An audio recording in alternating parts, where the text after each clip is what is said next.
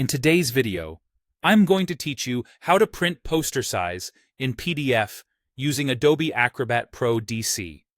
If you've ever needed to turn a regular PDF into a large, wall-sized poster using a standard printer, this method will walk you through every step clearly and confidently.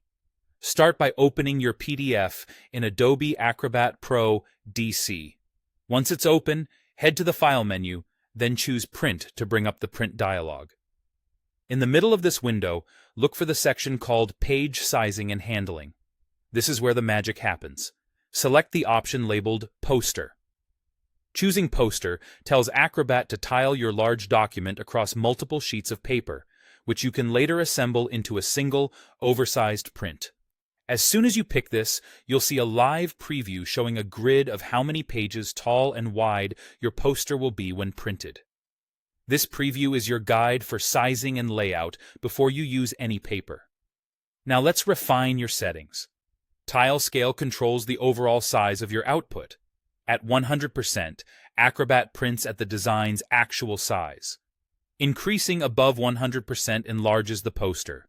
Decreasing below 100% shrinks it. If you're aiming to fit a specific wall space or need extra readability, try nudging the scale and watch the preview update in real time so you can judge the final dimensions and page count. Next, set the overlap. This determines how much each printed sheet overlaps its neighbors, making trimming and taping much easier. A small overlap, such as 1/4 to 1/2 inch, typically gives you enough room to align edges without creating bulky seams. Turn on cut marks if you want trim guides around each tile. These are simple markers that help you cut straight lines and get cleaner joins between pages. You can also enable labels.